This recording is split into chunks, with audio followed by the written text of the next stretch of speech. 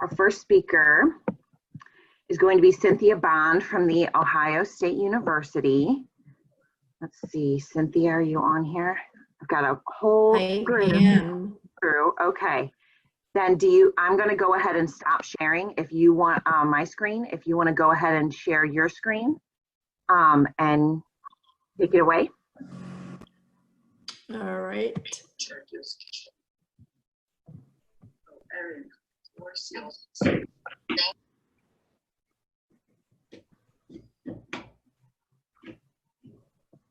Okay.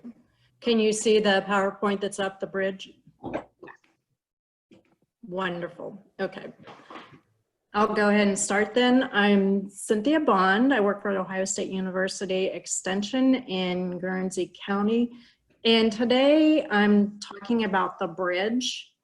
And for those of you that are planners that strategically plan to do something, this is going to be great for you. And those that want to learn how to plan or do this with your work, this will also be applicable. So if you have a strategy today, for planning, are you planners is the first question I'm going to ask. And do you have a strategy that you use to achieve your goals?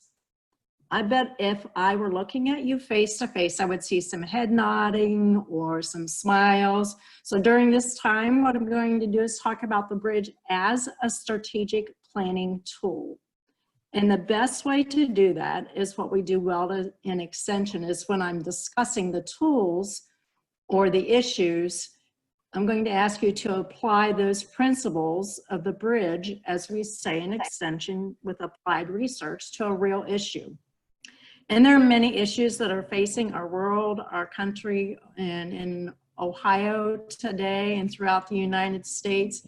And we could talk about those and use those as the issue.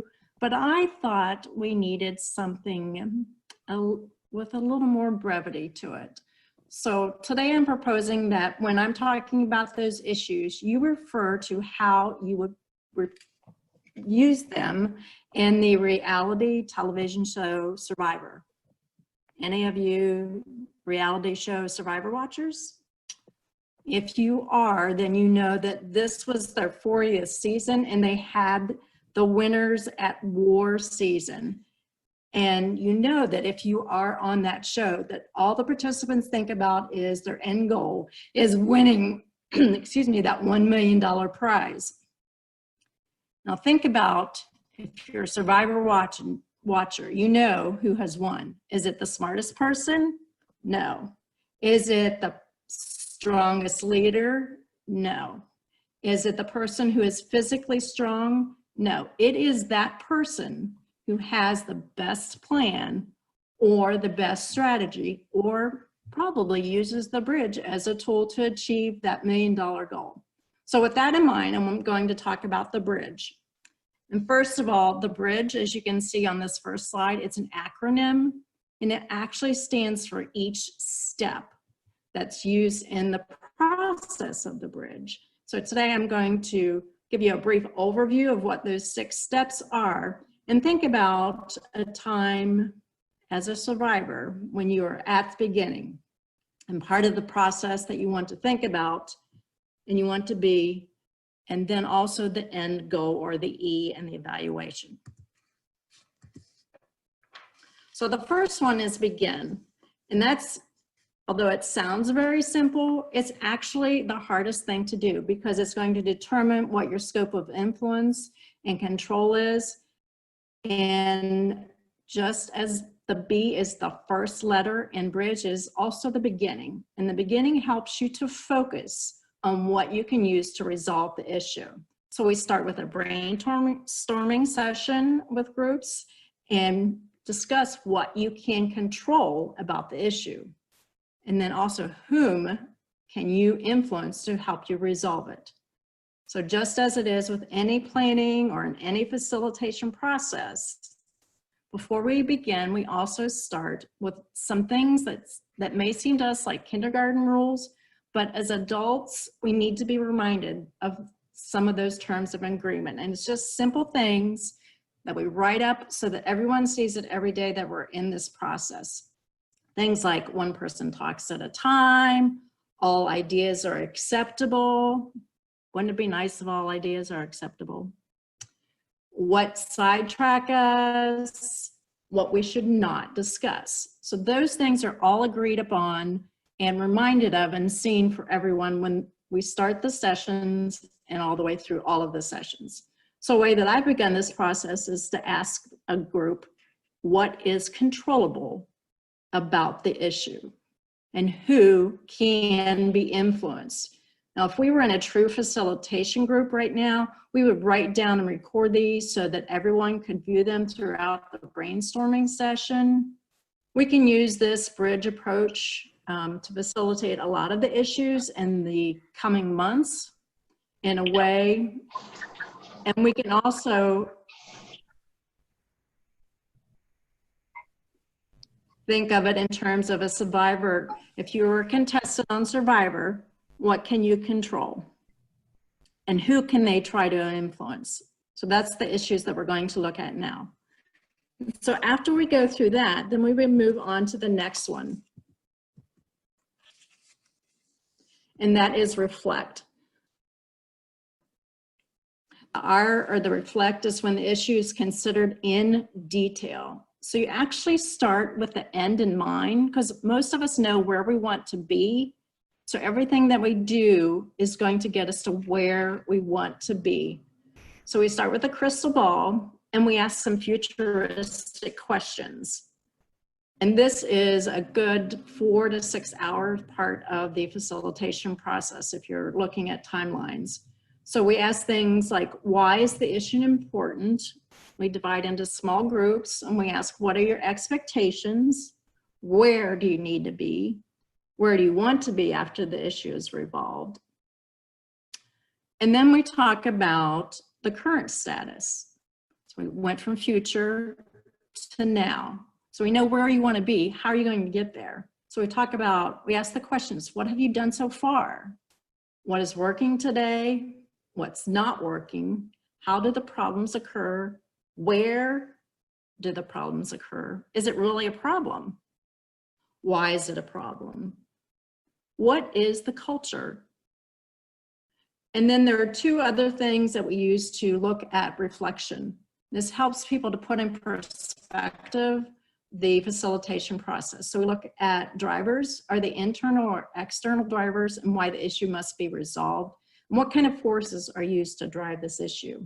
And then lastly, in the reflection stage of this, we look at restrainers.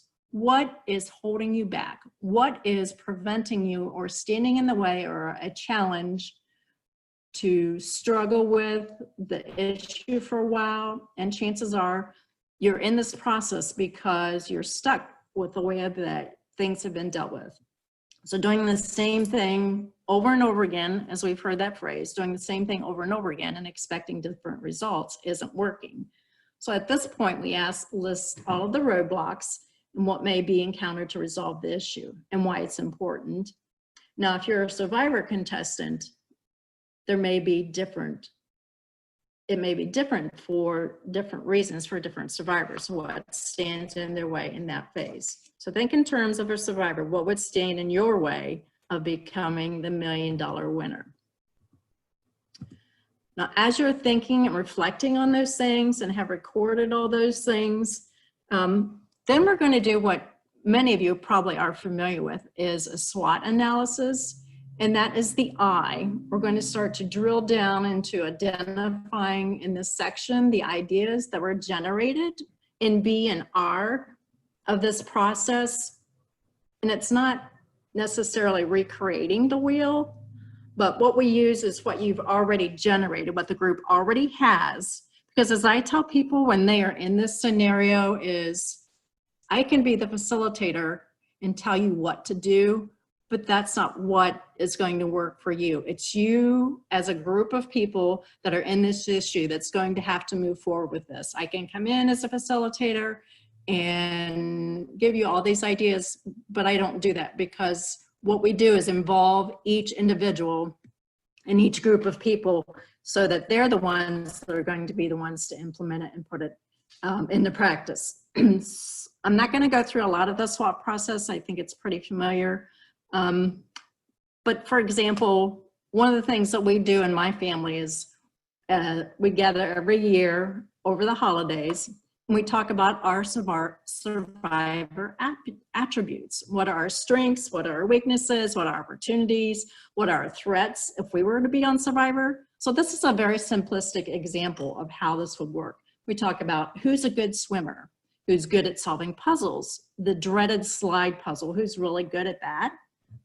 And as simple as this sounds, but who can stand on a balance beam on one foot with one hand in the air for the longest period of time? So if you're good at meditation, or even if you're good at manipulating or guiding people is a more friendly word, or gameplay, are you good at making fire or at fishing?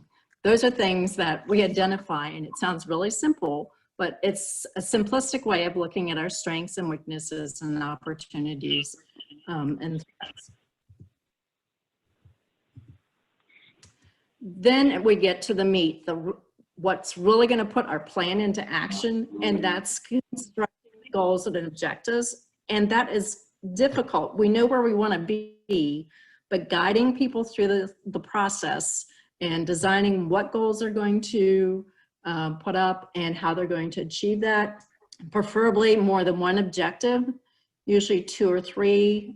I've seen people that have pages and pages of them, and help to facilitate them down to 2 or 3 goals and objectives so that they have a short, intermediate, and long term. And ask them where they're going to start. And like I said before, start with the end in mind and what do you ultimately want to achieve. Now, as a survivor, if we're thinking in survivor reality terms, maybe the short-term goal is to just make it through day 1 on the island. Or maybe the intermediate goal could be to build relationships. And simplistically, the end goal might be to make it to the final 3. So those are examples of short, intermediate, and long-term goals. So lastly, after we've done all of that, then we are not going to do that. We are going to backspace. Okay, we are going to go for the gold or develop the final plan. It explains in detail the who, how, the money or dollars that might be needed, and the dates of when that's going to be achieved. Now this step, it's obviously critical for assuring that the hard work that people have done on creating this plan is going to pay off and achieve results. So many times groups want to stop once the objectives and goals are written, but writing them down and documenting the action plans increases their accountability in that they're going to achieve that goal. So how would you as a contestant reach the goal on Survivor? They have a strategy. I have read some of the, yes, I'm a Survivor geek, and I've actually read some of the things of how they were able to win or what their plan was that could help them. And they all had a plan that can be utilized to help them to achieve their goal of getting to the final. And a lot of times that's where people want to start. But with any good extension program, we all know that it needs to have the E part. We need to evaluate what we've done. Is it really working? We hope that it's a success, but sometimes we need to look at failures and modifications that are needed, just like the go portion of the bridge is specific. So should the evaluation be, and many of us conduct those formal evaluations at the end of a teaching or an instructional event. But I want you to think about this as an issue that will occur over a longer period of time, and it's going to need to be evaluated at different periods of time. And that's what I encourage people in this issue-based program to do, is to talk about some of the questions in their evaluation, determine when they're going to measure the success, where in the project you're going to know if you're on the right track, and is this working, or is it going to work, or what has changed? Just think about all the changes that have occurred for us in the last 5 to 6 months. And midway through, is it working, and are you getting the results that you hoped for? That's always important to have a check and recheck, not just in the Survivor show, but also in the issues of organizations. So I want you to think about those principles and how they can be applied to recent events around us, and whether we realize, have we achieved what we need to achieve to put these into practice? And as our world and the issues that we have occurred in the last few months have transpired, what have we put into practice, and have we used those bridge principles? I'm not sure I have time for questions right now, but whatever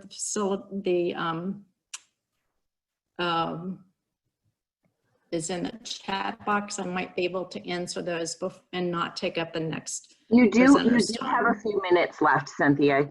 Okay. You can wrap up, and you've got about 4 minutes. There's a couple questions already in the chat box if you wanted me to read those to you, or if you wanted to look them up. Sure. Okay, so one from Dan Call says, please share where we can find resources for this model. Sure. We do have a curriculum that's developed, and if you would like to email me at that email, bond.227@osu.edu, I'd be happy to share the link with you to that. Okay, and then from Nicole Walker, she says, Cynthia, can you provide examples of types of groups and issues you've led through the bridge process? Sure. The one that comes to the top of mind is the dog shelter. There's about 15 or 20 that we have done, and I really tailor this process to whatever the group wants to do. So sometimes the longest one was a 9-month process. We met once a month, and that was with a developmental disabilities group who was looking at restructuring their organization.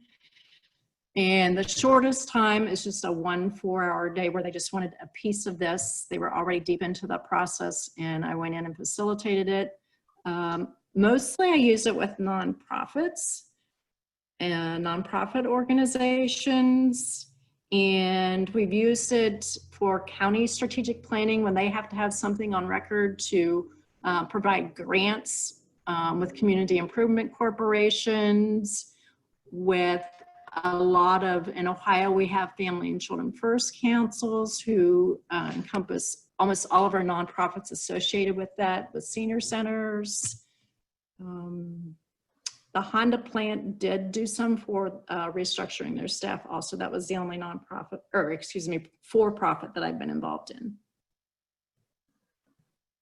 Okay, and then there's another question from Walt Whitmer that says, I'm wondering how you've approached evaluation. What I like to do is have the group come up with evaluation of what works for them, have them put up a timeline and share it with each other, and then I actually do a follow-up with it. I put it on my calendar, and they have 1 or 2 individuals that are the contact people with it, because it's easy to put something on paper, as we all know.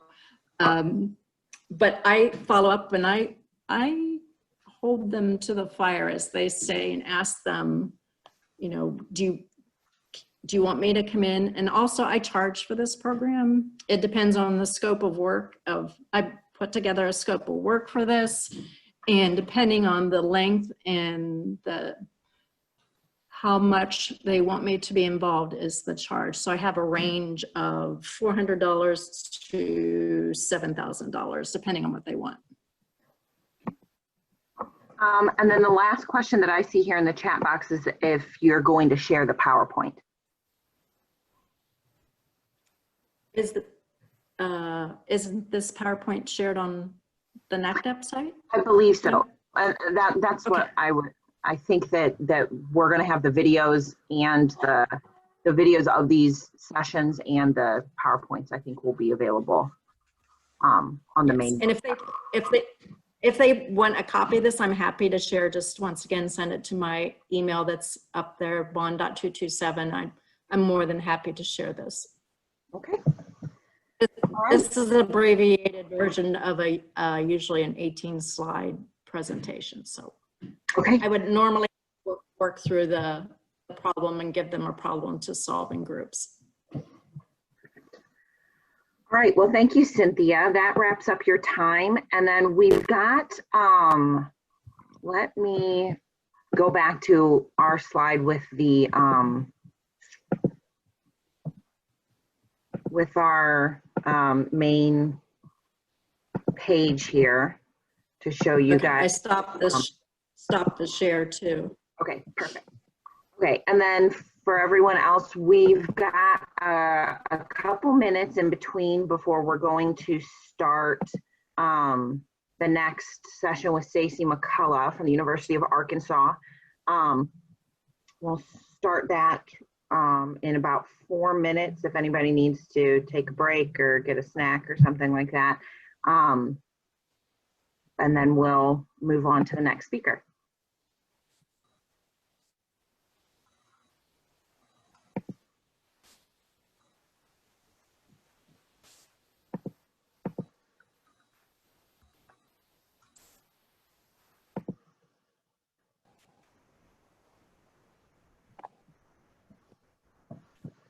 So Elizabeth, I'm just testing my mic. Can you hear me okay? Yep, you're perfect.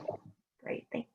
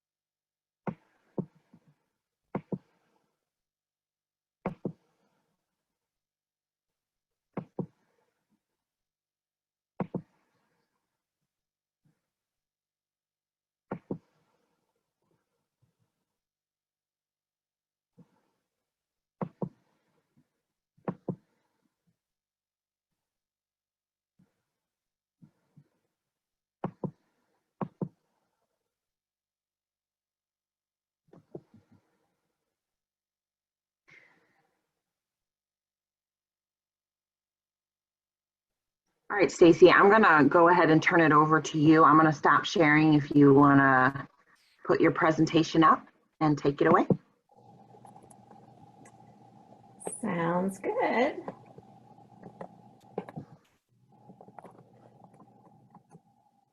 All right, so hopefully everybody can see that. I actually have a co-conspirator with me today, and that is Allison Davis, who is the Executive Director for the Community and Economic Development Initiative of Kentucky, or CEDEC as they call it. As Elizabeth said, I am Stacy McCullough. I'm the Director of Community Professional and Economic Development with the University of Arkansas Cooperative Extension. So we combined, Allison and I have been doing this for a lot of years, and we've, you know, both secured funds from as little as a couple $1,000s up into the millions of dollars. And so we're just going to share with you some of the lessons that we've learned in sort of cultivating and developing resources to support your programs. I think a lot of it will focus on funding, but we may throw in a few other things of just ideas for leveraging and getting other types of resources to help support your projects. And so I'm going to let Allison start. And I've got the slides control, so she may have to cue me when she wants me to switch. Can you hear me, Stace? Absolutely. Okay, well, I always appreciate when you're in control.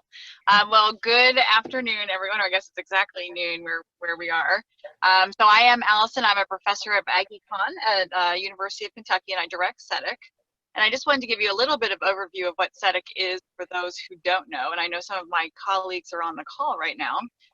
But we are an integrated research and engagement center at UK. We have, we're affiliated with Extension, but we are not under Extension alone. And that was by design. We used to be a standalone Extension program, but with very few resources and no agents. It was always like we were the stepchild. And so we recreated an entity that I think has become a really nice foundation within Extension, but also serves a larger community in addition to our research work. We are about 14 staff, and I think the reason why Stacy and I do this is because most of our staff are soft funded. So we get funding from the college to support 2 people, and we find funding externally for the other 12. And so we are, I think, relatively innovative in how we do it. It keeps us up late at night, but we have found, I think, some type of Allison?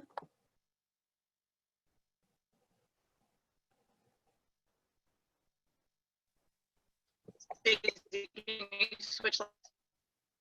Yeah, you've cut out. Yeah, someone muted all the lines. I'm not sure. Okay. Did you hear any of it? Good enough. Okay. All right. So our goal is to find funding for 80% of our staff.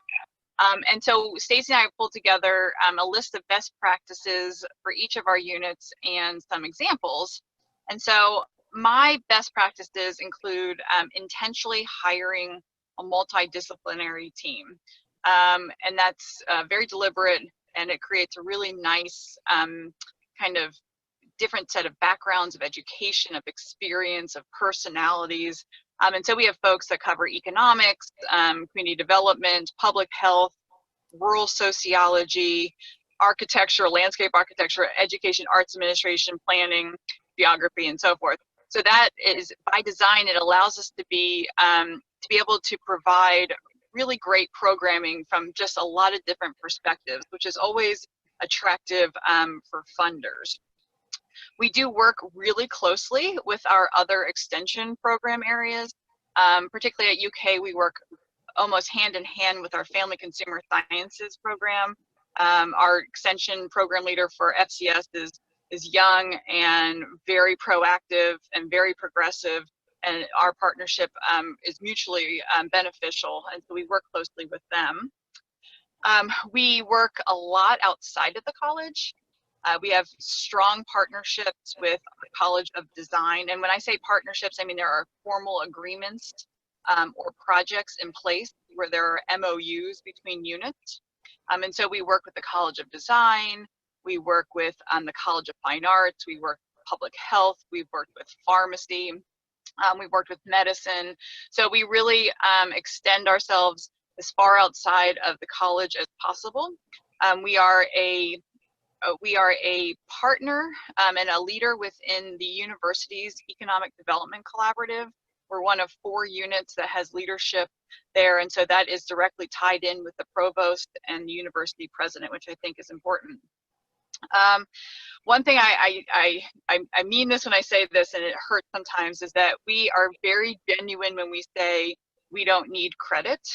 And sometimes we don't get credit, and it hurts, but we stomach it and move on, because what that means is that we've become really good partners, and we don't always need to have our name in the newspaper, and we don't always have to have our name in front of the leaders of the university and so forth. but what we do is we bring a lot of value to a project or a program or a story, and we say, don't worry, we don't need credit. And I think that's really important. That means that we're not trying to be out in front of everyone else, but that also means when we don't get credit, we sort of say, okay, that was tough, but we're gonna move on. I think what I'm probably most known for is being opportunistic and pretty risky. And so we tend to move on programs or initiatives without knowing all of the outcomes and without knowing all the pieces that are in place. And I think that can be risky and it can be scary for some, but sometimes you have to kind of take the moment and say, okay, we're going to try it. It may not be perfect, but we're going to be, we're going to be out there and people are going to see us and they're going to join in and they're going to be okay when things don't go 100% well, because we're doing something, and doing something is sometimes better than waiting for it to be absolutely perfect and then not getting it done. We try, I know this is difficult for everyone, but we try really hard to avoid mission drift. When we see RFPs that come out, sometimes you're just like, oh, it's great to have extra money, this would fund someone, but, and we've all been guilty of sort of doing something for that, but when possible, we do try to avoid mission drift and say, is this something that, we would have done, we would be excited about had the opportunity not arisen through funding. In fact, the other day we had the university asking us to apply for grants, and it was probably pretty easy. And it just was too outside what we were capable of, what we were comfortable with, and what we were excited about. And so we let that go. And then finally, we have to be patient. And for me, sometimes that's really, really hard. But I'll give an example on the next page of where that patience pays off. So let's go to the next slide, please. So I want to give a couple of examples, not all where we received funding, but where we thought we were kind of we were innovative, and where that would likely lead to future opportunities, down the road. One of the things that we have been working on, and this is because of our strong relationship with FCS Extension, is the work around substance use. And FCS is an amazing partner for working with families, but working with individuals. We have an amazing extension specialist, Alex Ellswick in FCS, who is in a recovery, and he's our addiction specialist, and he does a great job. But there is clearly a role for community development extension within this work. And so we work with them on all proposals. I think we've got 3 projects right now that are funded. There's a lot of money around substance use prevention right now. So we work really closely with them. And our work there is a lot around coalition building, around leadership development, around arts engagement, and things like that. So it's really great. The other thing we have done is we have created the Winchester Design Studio. And this is not something we got funding for. We actually put funding in, but we partnered with the College of Design and created a storefront. We rent space in one of our kind of mid-sized cities in Eastern Kentucky. And we have an architect who we hired to run it. And throughout times, we've got our local foundation who gives a little bit of money to buy tables and chairs and things like that. But we actually spent money on it. And my guess is that down the road, we'll be able to leverage that for future funding. I know Stacey said I have like 1 more minute. I think 2 other things I'll mention. One is our Kentucky Association for Economic Development. It's the group that provides education membership for all the economic development professionals. And right now we have recrafted their entire education curriculum. We are doing it for free right now. And that's one of those things that's sort of like we're doing it for free, but down the road, we are now going to be known as sort of the state expert in this. And so when our local economic development folks need support, that's when we can, sort of charge money for services or have special projects. And so we believe we'll get paid back in the long run, but in the short run, we're putting a lot of resources up front, but we're also getting our name on a lot of things. During COVID-19, we put in some money but we leveraged just a little bit of money, and we were able to pull in about $750,000 to support business stimulus funds and business recovery and innovation funds so that they could help keep their doors open. And then finally, that Be Patient piece is that Center for Economic Analysis of Rural Health. 16 years. 16 years is what it took for me to finally get this center. 16 years. So that's being super patient and being positive and maintaining relationships and always checking in and always sharing stories and sending your research and just being there. Not annoying, but just being there, reminding that you're a resource. So with that, Stacey, on to you. All right, and there is Allison's information about CEDIC. I've also got our contact information on the last slide, so I'll keep on moving. So yeah, like Allison, a lot of my team is soft funded, about half. We have about 27 people on staff right now, about half of those are soft funded. But I will say that the percentage of hard funded positions that I have has increased over time, partly because our extension director has recognized that we are really good at leveraging the resources that we do get. And so that has led him to invest more in our programs, because he knows for every dollar he puts into it, we're going to generate additional dollars and additional partner support to help sustain and grow our program. So I think that's really, really important.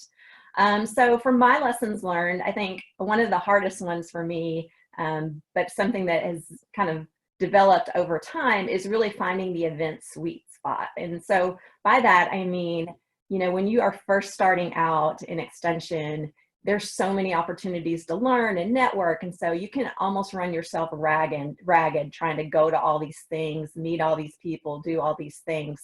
And sometimes when that happens, then that's less time for you to actually deliver on your program. So you really have to kind of figure out strategically, what are the events I need to be going to? Where are the places that I'm going to need to, or where are the places I can connect to people that can help me achieve my program goals that I have? And, you know, if it's a conference that I've gone to every year, and I already know those partners really well, maybe one year I take a year off and go somewhere else instead to cultivate new relationships with new people. You really just have to think about, what are your long-term goals? Who are the potential partners that you want to meet? And then figure out how you budget your time and budget when you go to things and when you stay home and get other things done. Second word of advice, and this is hard for me because I'm naturally an introvert, but use your voice, not your headphones. So making the most of planned and unplanned networking opportunities. So if you're traveling somewhere on a plane and your first inclination, put my headphones on, tune out everybody else, you might start a few minutes and have a conversation with the people sitting near you, just in case. You never know when one of those people might be an influencer or somebody that has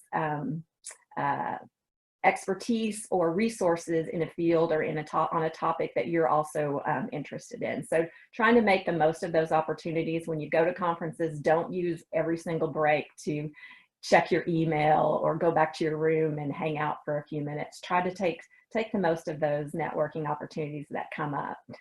Flaunt it. I think this is something that Allison touched on, just making sure that you're continually communicating and sharing information about your programs, your impacts, with decision makers, with influencers, with anyone that you can.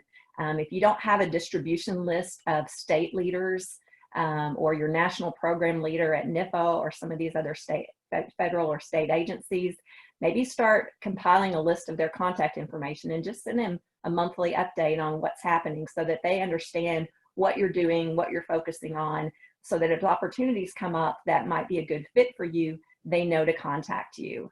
Make a wish list. So this is something that our team did a few years ago. We have a whiteboard in our office where we just have project ideas, program ideas that at some point we know we want to do.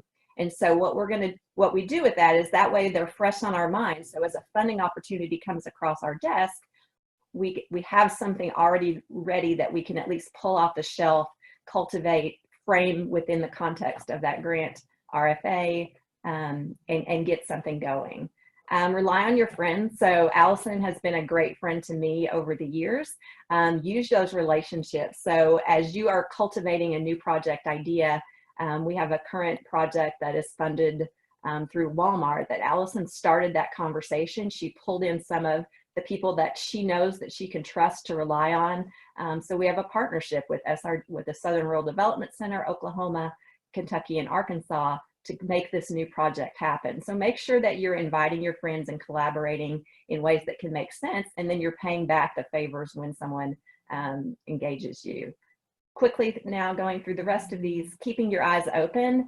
This is really, really important, staying attuned to what your state policymakers in particular are focusing on. A couple years ago, our state was looking at how do we increase cell phone coverage to make sure that people have good cell service across our state. And so we stepped up and did sort of an assessment where we sent teams of people around the state collecting that data in order to help that state agency. And as a result of that, that's caused them to rely more on us and reach out to us more as a partner related to their priorities and ongoing needs. Charge for it, so using fees for cost recovery when it makes sense. As Allison said, giving it away sometimes when it makes sense. There have been plenty of times where I've underbid a grant opportunity or offered to do something for free because it's an area that we want to do more work in. And so again, we want to create that track record that allows those funders and potential partners to count on us going forward. The other thing, don't stop trying. Allison alluded to that. And also don't be afraid to ask. I think that's the hardest thing for us sometimes, is just asking for funds or support. And so I touched on these examples as we were talking about, but develop that relationship with your regional rural development centers. That's really, really important. When I was starting out, I got a little frustrated at times thinking they seem to get all of the, they seem to always be going to the same people. Well, that wasn't really true, but they were going to people that they knew they could rely on and trust. And so developing those relationships, showing that track record, making sure they know that you're interested in something, that's a good way to get them as partners. Looking at affiliated groups. And this is sort of similar to what Allison talked about with FCS, particularly on our perspective. We've recently partnered with some of our A&R faculty on projects that are important to them where we have some expertise. So Kristen Higgins on my staff just did a thing for the Beef Council in Arkansas, looking at processing facility capacity in our state. It's not something that we have a lot of experience in, but we do have experience in survey work, in analyzing data, in creating sort of public policy related pieces. And so it was a really good partnership for us, and a way to, again, increase our visibility and make other people see that we are a good partner and we're going to support them, as well as asking them to support us. Using cities and counties, a number of my people are funded through county or city governments, but again, it's based on what their needs are. So as an example, stormwater education in our MS4 areas of our state. We have a number of agents that are stormwater agents funded by cities, counties, and other entities because they need somebody to do that education and outreach. Also looking at opportunities for using one-time funds from state government. That's really more of a decision that has to be made typically at the top administrative levels, but let your extension director or your dean know the capacity that you have, the interest that you have, so that they can maybe think about that in the future. And then the last thing I'd want to say is graduate students are a great way to extend your programs and also give those students a good experience that they can use in their life and potentially as a recruitment tool for your university. So with that said, I'm not sure if we have time for questions, but if we do, Elizabeth, let us know. You've got about a minute left. One question that just popped up was, can you share an example of partnering with local government to fund staff? So if you wanted to answer that real quick, that'd be great.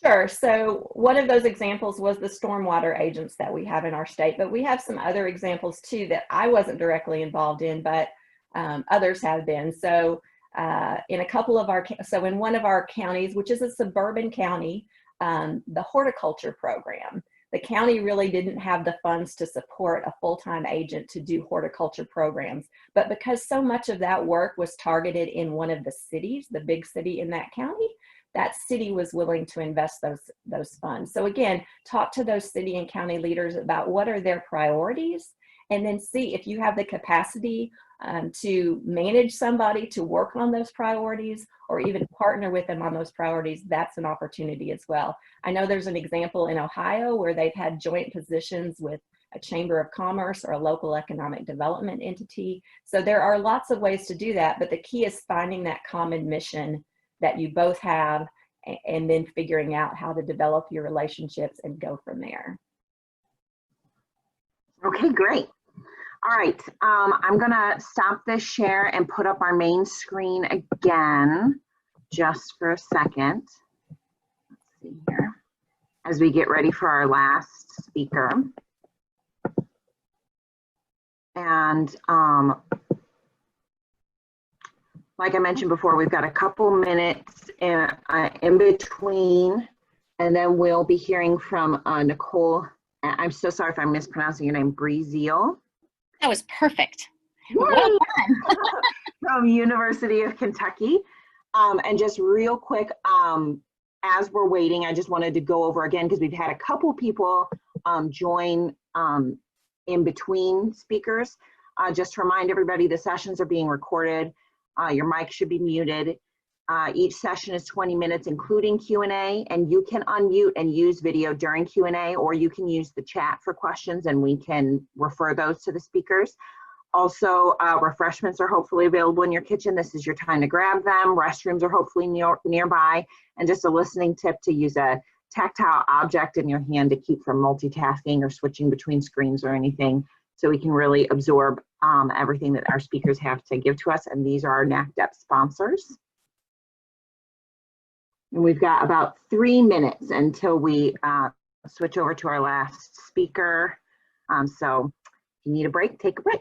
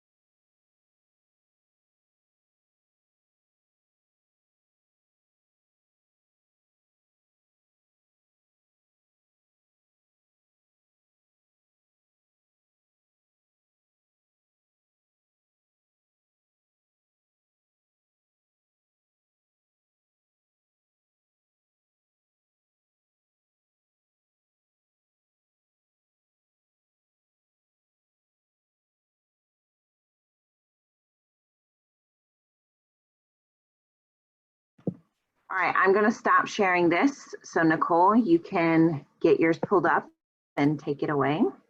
Okie dokie, thank you. All right, let me go ahead here. Okay. All right, can you see the screen? We good to go? Mm-hmm. Wonderful. All right. So I guess we're going to jump from one University of Kentucky faculty member to another. It was fun to follow Allison. Good morning. I am so pleased to be here with you today. This is actually my first NACDEP conference, which honestly has been really, really wonderful and sort of a ray of sunshine in the middle of an incredibly upsetting time period, both in Kentucky, but I know also across the rest of the country. So I'm really grateful to be here. My name is Nicole Brazil, and I am a new faculty member at the University of Kentucky in the Department of Community and Leadership Development. I am the new Lori Garkovich. Of course, however, I could never actually fill those huge shoes, but that is the position I'm in. And my extension work is particularly in the area of community food systems and community engagement. But I'm particularly interested in how we can better work with stories to transform organizations and communities. So I have about 7 years of working with a tool called leadership storytelling as a former sociology faculty member at Western Kentucky University. But since arriving at this new job, I've been experimenting and trying out and learning about a wide variety of other story-based tools, including story circles and human libraries, ripple effect mapping, most significant changes, practitioner profiles, and digital storytelling. In fact, Shane Brandt gave a really great presentation yesterday on story maps that I suggest you check out. Also presenting with me today is Heather Hayden, who is my partner in crime at UK, and she also works in the CLD department with a focus on community development, policy and financing, as well as community food systems. So Heather, you want to say hi and unmute yourself? Hey, everyone. There you go, great. I'm going to introduce you to our next two collaborators in just a second, but I want to set the stage just a bit. So one of the questions that I've been pondering a lot since I've transitioned into this new role at UK is the following. As community developers, how can we inspire organizations to embrace truly participatory strategic planning processes, especially when we're talking about volunteer-based groups?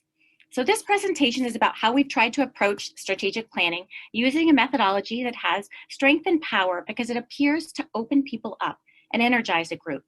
It's an enjoyable approach because it starts with people's stories. Stories are important because they make people want to engage. They open up hearts and minds, and they help people to see how they are connected. Your story is different, but similar to mine. What does that mean? And how do we need to work together to change? This is moving away from a more traditional approach to strategic planning, which can feel a little bit more abstract. It's a shift in perspective inspired in part by Paulo Freire, which we're trying to bring to our extension work in Kentucky. So in this presentation, we're going to focus on one case study of how we've used the story-based approach in collaboration with the Green River Area Extension Master Gardeners Association over, I guess, the last 9 months now. So we began with ripple effect mapping, which is usually used for evaluation. And then we use this story-based tool to jumpstart a participatory strategic planning process. Then, having set the stage for broad-based participation and storytelling, we built in opportunities for the master gardeners to continue to share their personal experiences through small group conversations, a strengths finder survey, and key partner interviews. Now, the strategic planning process is still ongoing, but we wanted to take a pause and reflect on what it means to put people's stories front and center. I'm actually going to pass the presentation off to our next two collaborators now. Annette Heisdorfer is the horticulture agent in Davis County, and she oversees the Master Gardener program. She pulled us into this process on my second month, I believe, on the job, when I accompanied Pam Sigler, who is the UK Extension Evaluation Specialist, on a trip to Owensboro.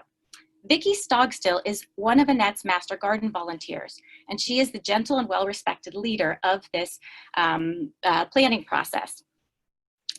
Annette and Vicki are going to tell the bulk of the story of what happened with this process and what it meant to them. After all, if we're championing a participatory story-based process, shouldn't we let them take the reins? So we're going to show you a 10-minute video. It's a storytelling session that was a pre-recorded video that we cut together, starting with Annette and then followed by Vicki.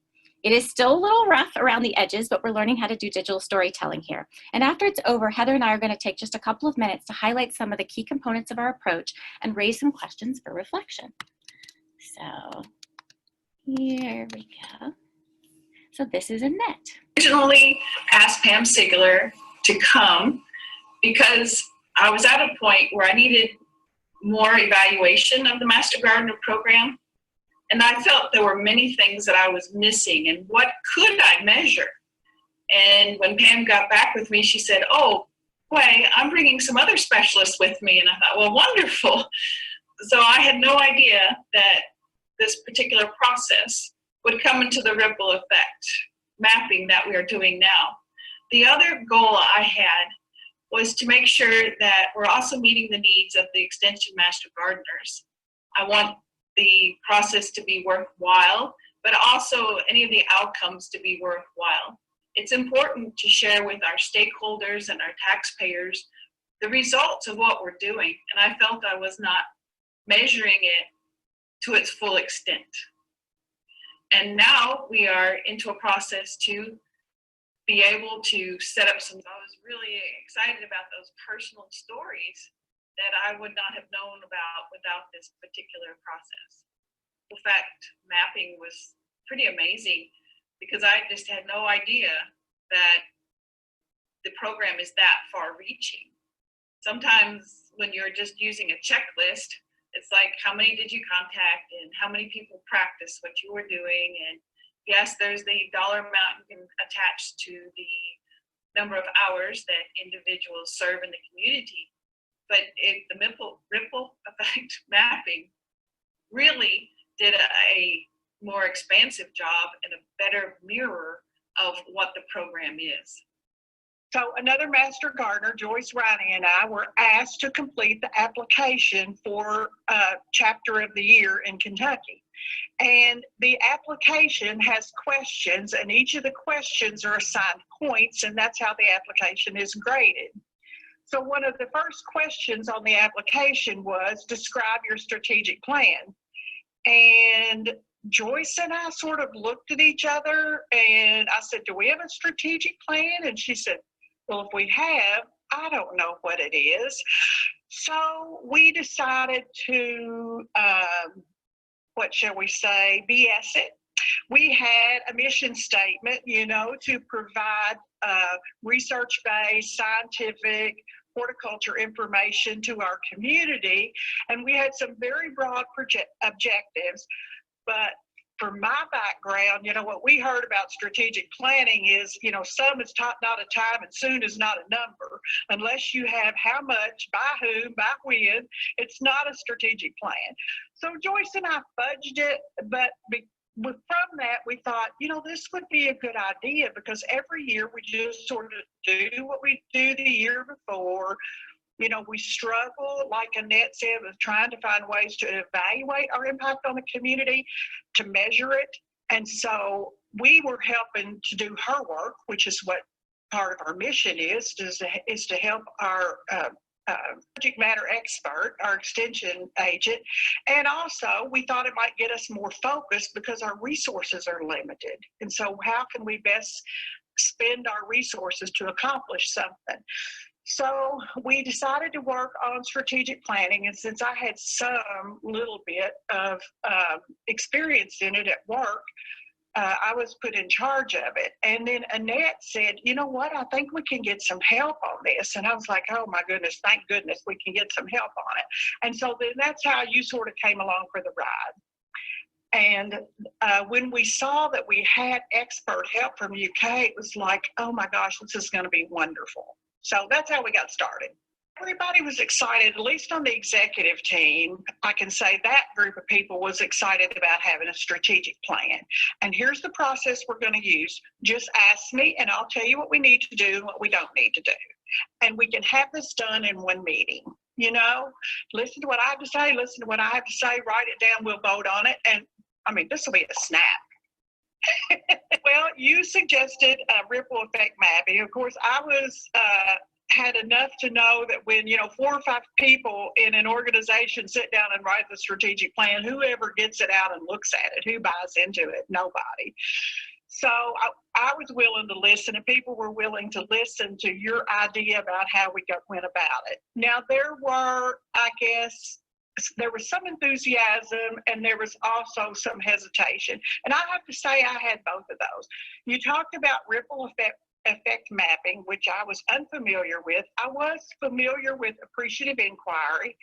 I had participated in that before, which is a different form of storytelling. So I was enthusiastic about that because I saw how much pride and passion it brings out when people can tell their stories. First thing we did, we wanted to get a wide audience. So we typically have about, I don't know, 25 or 30 people at our monthly meeting, but the executive committee agreed that we would break down and call past members that didn't come anymore. So what happened that day was when you all led the meeting and asked people to tell their stories, honestly, I thought at times the group was going to stand up and cheer. I mean, there was a woman in my Master Gardener class from several years ago that was from another county, and she was little, lot of energy, great ideas, and she had gradually drifted away and didn't come to the meetings anymore. And I had really missed her because she was such a positive person.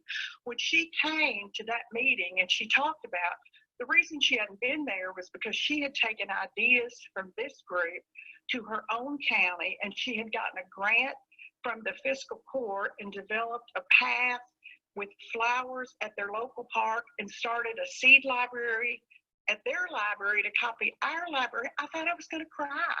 I mean, people just wanted to cheer, I think.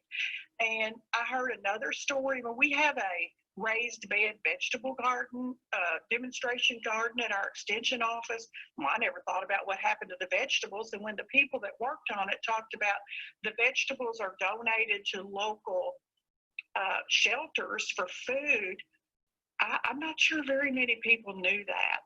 And just the pride and enthusiasm, and really, like Annette said, amazement of what all was going on. I mean, I'm pretty involved in the group, and there were, I'd say, a third of the things that came out I didn't even know we did. It was very energizing, very energizing.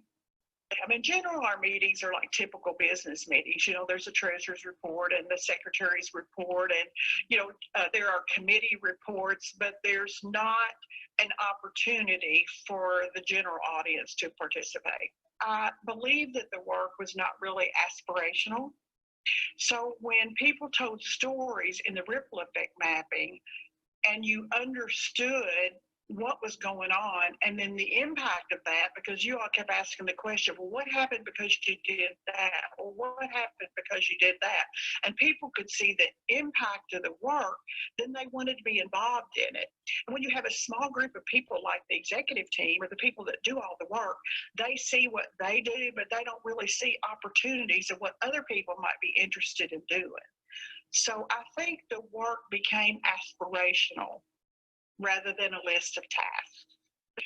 In January, the next step was a quick review of the ripple effect mapping, and then audience participation. Once again, you know, we had questions about looking at the ripple effect mapping, what are you proudest of, and sort of what challenges do we have, kind of a positive way of saying, what are we leaving out?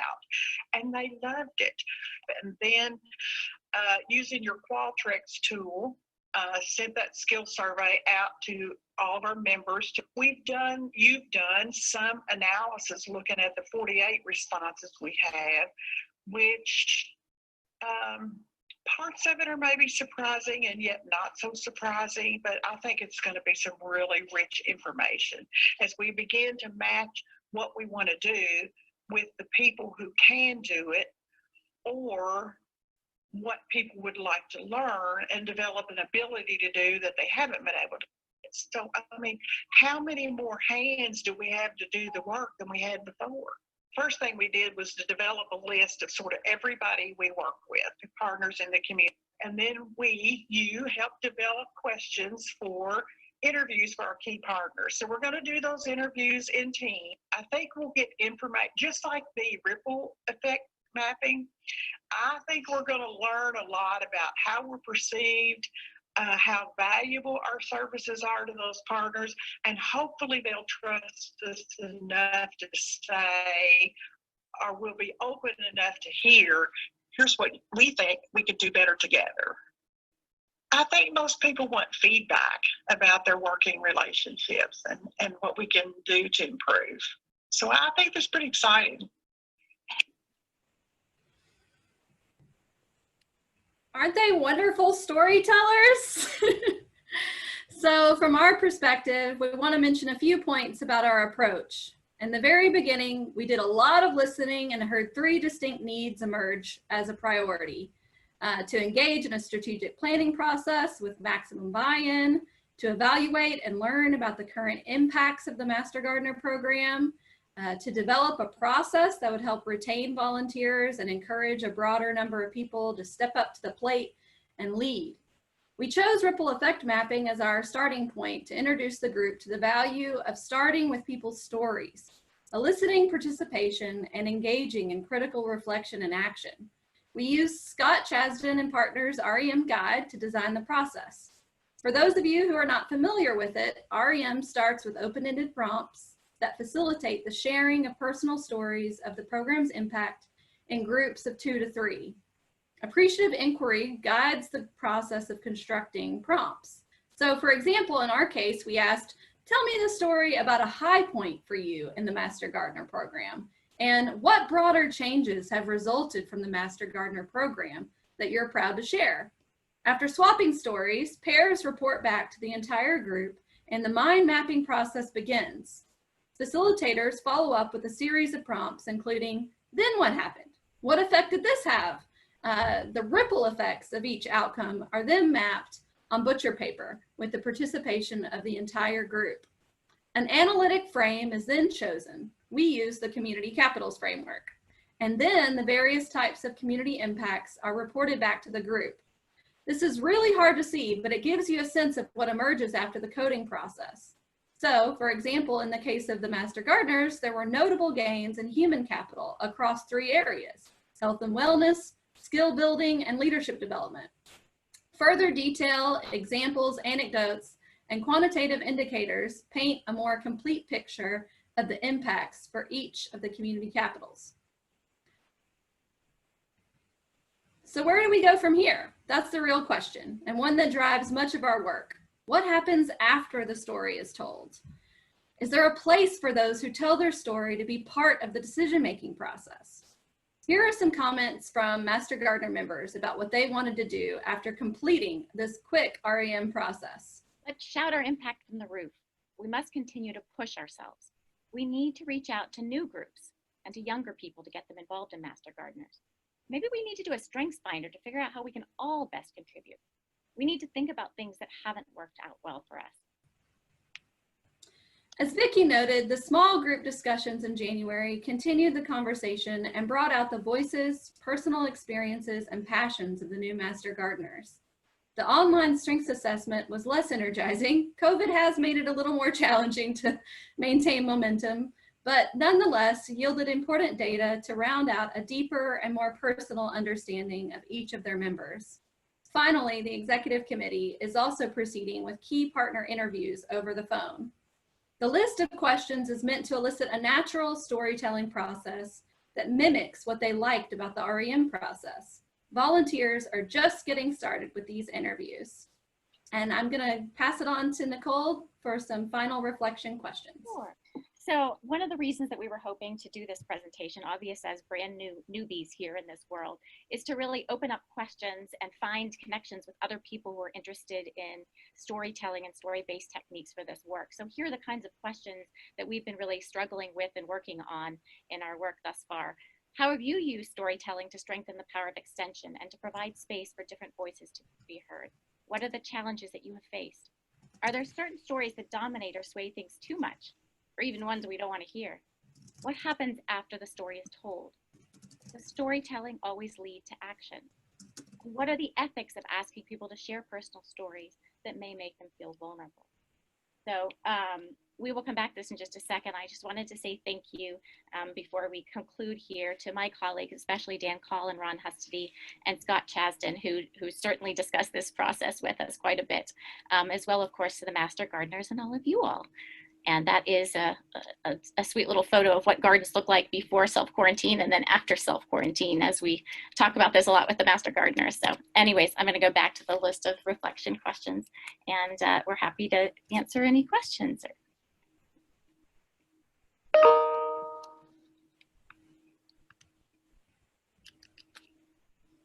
We've got about a minute left if anybody has any other questions that they want to unmute and ask or put into the chat box.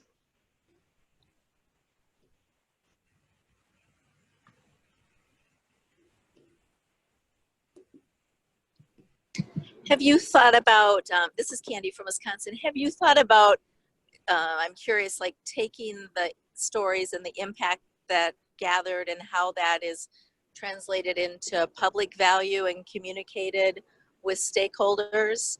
That's a particular area that several colleagues and I are interested in, so I'd be interested in thoughts around that.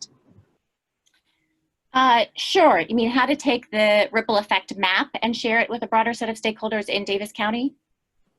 No, specifically like what was identified as a result of that, what came out that volunteers said they benefited or they gained, and looking at those skills, like besides personal and organizational value, what is the public value of the contributions those volunteers contribute? Like, is there a thread in that ripple map related to public value that can be communicated out to stakeholders?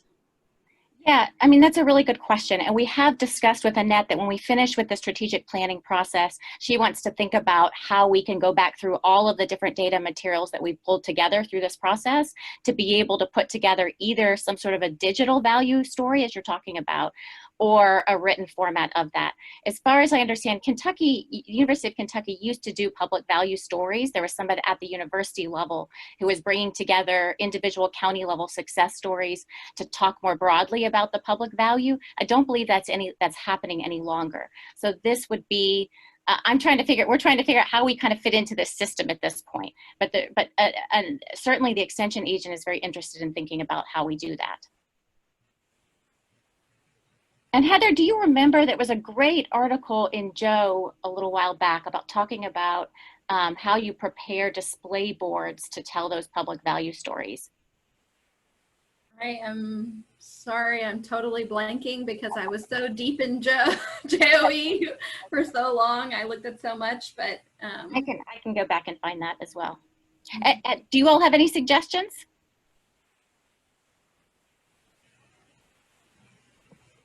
That's just an area of research that several of us have been working on related to gathering information around public value and assessing beyond, personal and organizational, and then really how to think about, so I think about with this ripple mapping, because I love that strategy as well, is there an intentional thread to get at public value outcomes from volunteers, how they're, and is there a thread that can be communicated? I just think about future research and implications, and so I'm excited about your work and thinking about how it might connect to other pieces. Wonderful. I would love to connect and discuss this further if that's okay. Yeah, and a couple of other people asked about how do we, what if our volunteers, or what if people aren't like great storytellers like Vicki is? What do you do about that? And I wanted to say that something that Nicole has a lot of experience in is leadership storytelling, which helps people build, which helps give people the skills to tell their story. So I just wanted to put that out there. Nicole, can you recommend a guide for that? Sure. So the version of leadership storytelling that I use comes out of the work of Harvard political science professor Marshall Gantz, who talks about, this is about how you craft your public story. So it's not just about how do we tell better stories, but how do we tell better public stories that inspire action and help you connect your own personal experience with public problems. So I'd be happy to send and go ahead and put in the chat some links for how you read about Marshall Gantz's work on leadership storytelling. One other person asked a question that we use software, and we did not. We coded it by hand. We did code it by hand, but we put it into XMindZen, didn't we? Yes, yeah, to create the mind map. To create the actual mind map, yes. We coded by hand and then put it into XMindZen, which is a free software, open source software. Are there any other questions? I cannot actually see the chat.